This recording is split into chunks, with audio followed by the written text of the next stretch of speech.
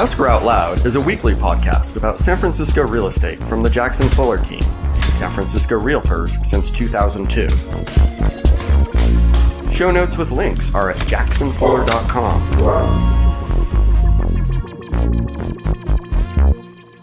Hi, Britton. Hi, Matt. I'm super excited about this podcast. You know why? Why?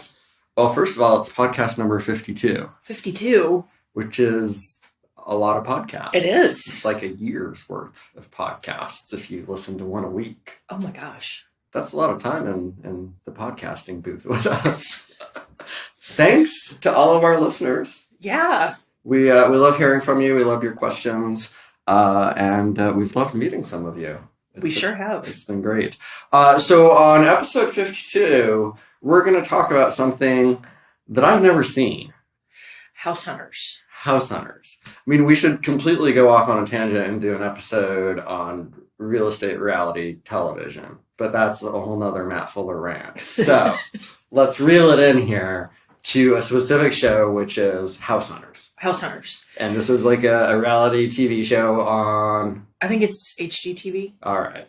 And what's the premise? So the premise is there's usually a couple, sometimes a single, but it's usually a couple looking for a new place to live. And there's house hunters in the U.S. and there's house hunters international. And we occasionally watch either one of them, especially the international ones when they're in a city that we've either visited or want to visit. And so mainly when there's a couple looking, you'll see what's crazy is that they almost never want the same thing. So that was going to be my next question. It's a reality TV show, so they must cast for conflict. So how do they cast for conflict in House Hunters? So they almost never want the same thing. And it kills me how people will, like, one of them will say, well, I want a Victorian loft, move-in condition with an industrial chic. And then the other one will say... That just hurt me, listening to you describe that. Well, I mean, because... Property. A Victorian loft with industrial chic. Because people... Keep going. Well, and it's like... And then it seems like the guy, half of the couple, always wants something. He says, well, I like... You know, there was one guy, and it might not be quite this crazy, but he wanted a craftsman, but he wanted it to be industrial. Like, something like super modern inside, but a craftsman outside. And usually both parts of the couple don't agree on what they want. Okay, wait. We'll get to that. But can we just come back to this mythical craftsman for a second? Yeah. Is that really that unreasonable of a request? Like craftsman-y on the outside, totally open on the inside? Well, it depends on what market you're in. Well, couldn't you just make that happen anywhere? I mean, anyway, I digress. Well, before we get too far into it, just as an aside, one of the things that I love about this show is that sometimes it's like, oh, she's an airline captain and he's a doctor, and they have jobs that are like not weird. And then you'll see the couple who like they're a llama trainer and a piccolo tuner or something, and they have a $900,000 budget. And it's like, man, llama training is, I'm barely making that up. Where do people train llamas? Like, where do they shoot this show? I've kind of made up the llama trainer. I totally believe it. Like, let's just go with that. I mean, is it expensive markets? Is it inexpensive markets? Is it, I mean, what? Well, a lot of the markets that they see. What's our target demo? Well, it seems like a lot of the ones that I've seen, they're like, I mean, I've seen some where they're like, our budget is $200,000 and they can get a 4-bedroom house for that. But what's really interesting is that sometimes they don't even say what city they're in. It's really weird. You're looking at me like I'm crazy. You just said someone could get a house for $200,000. I know most of our clients have... With 4 bedrooms, I'm still wrapping my head around that. I know. Most of our clients have more than that just for a down payment. Right, yes, we won't go there. So in various cities, right? It's not like it's, No, they go all over the country. LA or... No. And is this also the show that we know someone that has been on? Yes. Can we say anything about that? I don't know. Anyway, we know someone who was on it over in the East Bay. Right. Is where it filmed. Yep. Yes. So we've casted for conflict. We've got a husband and a wife or a husband and a husband, a wife and a wife, whatever it might be. 2 people who want different things. Right. Now, are they at least in the same price range, or do they get a fight about money too? They get to fight about money too. They do get a fight about money. Because nice. Discuss money. Why is it always the guy who's cheaper? I have a joke about this. I don't know if it's appropriate. No, I mean so they'll say, the guy will say, well, I want us to spend no more than $500,000, and then the woman will say, we could spend $600,000 for the right place, and then the agent says, okay, I'm going to show you a place, and then they go to a place that's $575,000, and the wife says, oh, it's under budget, and the husband is just furious because it's $75,000 over his budget. So as someone who has worked with plenty of buyers, and your job is not to cast for conflict, what's the real world solution here? Well, when I've watched House Hunters and I see that the couple has different budget levels, it's kind of like, I can honestly say, I don't think that I've really seen that with our clients. I mean, I think most of them say we can spend X amount. This is what we're comfortable at. Some of them, what we do see is they're pre-approved for more, but they don't want to spend that much. Yeah. Because they don't want to. Yeah. I mean, I'm trying to, thinking back through all these meetings, and I can't really think of any exceptions to what you're saying there. I mean, sometimes, one person will say, well, we want to spend this, and someone's like, well, we could. And then the other person usually chimes in with an agreement, if it was the perfect thing, right. We would do a little more or whatever. But another thing that kills me on that show is that people go so bananas about the exterior. And here, it's kind of like, it has 2 bedrooms and a bathroom with all the necessary parts. And I don't know that I've had someone who says, well, I love the inside of this house, but I don't like the outside, so I'm not going to buy it. Did we talk about this on the podcast with Kevin? About Kevin's way of looking at houses? I don't remember. I think we did. Kevin Sawyer of Sawyers Design. We talked with him. I don't remember what podcast. But when we would go look at houses together, he would always very deliberately go take a moment to look at it from the outside. Right. Generally he'd actually walk across the street. But he was doing something else as well with that. Not only was he, making a decision about the exterior, but he was using it to figure out symmetry on the inside and, other stuff, which was fascinating. But I think Kevin might have, vetoed 1 or 2 for their exterior lack of presence. But I just had a thought. I wonder if people here, I mean, now that we do so many of our property tours, in a Lyft or an Uber or something, you get out of the car right in front of the house and you're a sidewalk away from it. So to take in the outside, you have to go across the street.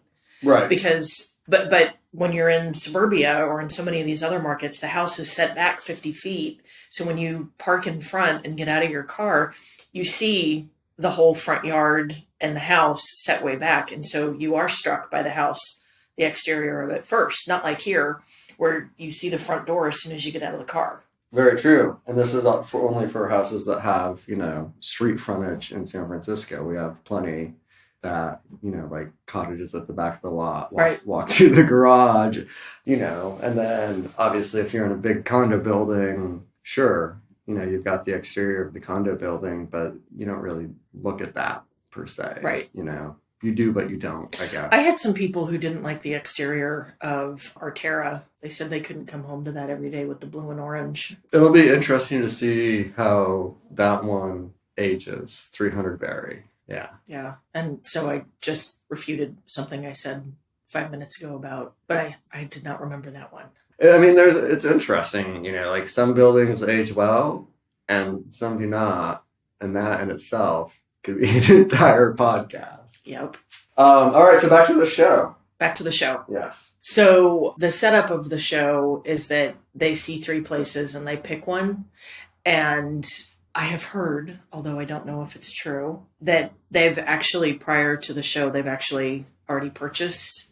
And then the agent finds 2 other homes to show them. And then they film looking at all 3. But they've already picked it. Whoa. Reality TV isn't real. I'm just speechless. Oh, wait, let's keep going. So, okay, so how do they decide? So they'll see these 3 properties and it's so laughable. I mean, can you imagine Oh, you can see 3 and then pick one. Oh, wait. I mean, you let people see more? Usually. Just for reference, the longest we have worked with a buyer is about 5 years. And the shortest was an afternoon. And he hadn't even seen the property. Even seen it. He was buying an investment. It's not like 3 houses and pick one. But anyway, back to the reality of house shopping where you see 3 and pick one. So then they usually, the couple, and if they have a single person looking, that person has a friend or a sister or a cousin or like the moral support person. So, right. So they have someone to go sit in a bar and talk about it with. But is the moral support person on their side, or do they like cast for conflict with the moral? Well, the moral support person often says, "Well, I can't see you living here," and so they do get devil's advocate. Yeah. Yeah. So the moral support person definitely will. It's not like the moral support person goes, "Yeah, okay." They're not there to make it easier. No. Wow. They're just there to make it more correct. Yeah. Perhaps. Well, they have their... By asking challenging questions. Well, they have their formula of you see the 3 places and then you go, most of them sit in a bar. And get drunk and then they pick. Do they play darts? We need to do Matt Fuller's version of House. I guess that's a no. So what happens next? And then and then what I love is how they say, okay, we want to live in that one. And then the agent says, great, I'll get that going. And there's no paperwork. And then poof, the show's over. They own a house. And then it's 3 weeks later, or a lot of times it's like allegedly 2 or 3 months later, but it's usually all in the same shoot because they've already closed. And they say it's 3 months later, but it's not. So yeah, there's no paperwork. It's just like, okay, I'll put in that offer for you. Because real estate, you just do that verbally. And then when they say we made the place was listed at $600,000 and we offered $550 and the seller took it. And that's when I kind of go, brr, that happens. And that's when the show stops being believable. And then they say, and we wrote our offer 3 months ago and we just closed a couple weeks ago. And some of these escrows are just ridiculously long, which makes my head hurt. Yeah. Because, here in the city, like 30 days is a long escrow now. Yeah. Right. It is. Yeah. Yes, it is. So, llama trainers get a house. Llama trainers get a house. Dog walkers, massage therapists. Yeah. Do you have any deep insights on this show from your real estate background? Other than the fact that it's ridiculous. Well, what do you love about the ridiculousness? Well, to me, it sort of makes me realize how different our market is because sometimes the agent will say, well, I know this one is over your budget, but it's been on the market for 7 months. And so we could get it for under asking. We could get it in your budget. Yeah. So that's when was the last time you did that for a client? Well, we always get things in people's budget. It's just a matter of when was the last time we got something under asking? I don't remember. Yeah, neither do I. It's been a while. It's been a long while. All right. All right, then. That is House Hunters. And I don't know that I ever need to watch it now that you've described it to me. You might like House Hunters International because you get to see pretty places. So is it that? Is there good real estate? It's the same voyeurism? Shtick. Yeah. Okay. Let's go house hunting. All righty.